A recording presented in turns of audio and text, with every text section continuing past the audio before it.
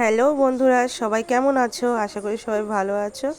আর আমিও খুব ভালো আছি। তো আজকে এসে গেছি মাটন নিয়ে, মাটনের পাতলা ঝোলের রেসিপি নিয়ে তোমাদের সাথে শেয়ার করতে চাই। তার জন্য নিয়েছি বড় বড় করে আলুর টুকরো করে।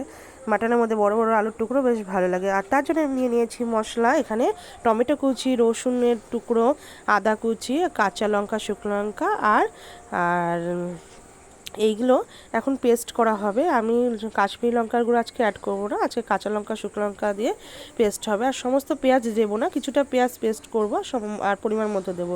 আর ফোড়নে দেওয়ার জন্য নিয়েছি দুটো শুকনো লঙ্কা, দুটো তেজপাতা, দুটো দারচিনি, কয়েকটা লবঙ্গ আর 5-6টা এলাচ।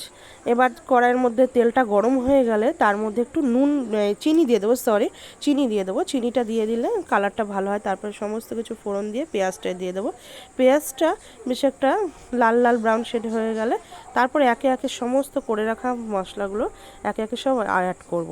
এখানে আদা, রসুন, লঙ্কা বাটা সব পেস্টগুলো অ্যাড করলাম।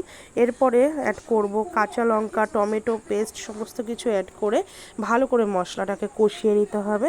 মশলাটা ভালো করে নাড়াতে হবে যাতে নিচে লেগে না যায়। তার জন্য ভালোভাবে নাড়িয়ে নিতে হবে বারে আর গ্যাসের ফ্লেমটাকে মিডিয়ামে রাখতে হবে। তারপরে কষে গেলে ওর মধ্যে মাটনটাকে দিয়ে দেওয়া হবে। এটা আপনারা চাইলেন প্রেশার কুকারেও করতে পারেন, আমি আজকে কড়াইয়ের মধ্যে কষিয়ে নিচ্ছি। আর এবার মাটনটা দিয়ে মশলাটা দিয়ে ভালো করে নাড়িয়ে নিতে হবে, সমস্ত মশলা যাতে মাটনটার সাথে লেগে যায়।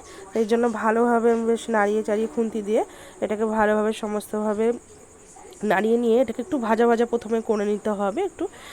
আর অবশ্যই গ্যাসের ফ্লেমটা একটু মিডিয়াম রাখবে, বেশি হাই ফ্লেমে থাকলে নিচে মশলাটা পুড়ে যাওয়ার চান্স থাকে। তো দেখুন এইভাবে আস্তে আস্তে করে কষাতে কষাতে দেখছেন কালারটা চেঞ্জ হয়ে আসছে, মশলা থেকে তেলটাও ছাড়িয়ে আসছে। তো এইভাবে আমি আজকে এরকম ভাজা ভাজা করে নিয়েছি। তারপর মাঝে মাঝে একটু ঢাকা দিয়েছি। ঢাকাটা দেওয়াতে কি হয়, মাংসটা একটু ভাপে ভাপে একটু নরমটা বেশি হয়। আর যত মাটন বলুন চিকেন বলুন যত কষানো হবে তত ভালো মাটনটা স্বাদটা ভালো হয়। এরপর প্রেশার কুকারের মধ্যে মাটনটা দিয়ে তার মধ্যে একটু গরম করে রাখা গরম জল দিয়ে তারপরে প্রথমে আগে দুটো সিটি দিয়ে নিয়েছি। দুটো সিটি নিয়ে দেখে নিলাম যে মাংসটা আগে গলেছে কিনা।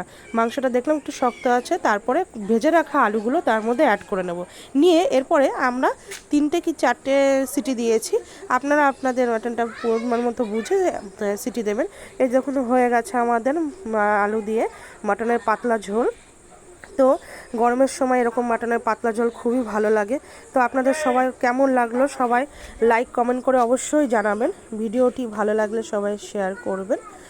দেখুন আলু দিয়ে, আর দেখুন মাংসের থেকে কিন্তু হাড়ের থেকে কিন্তু মাংসগুলো ছাড়াবেন।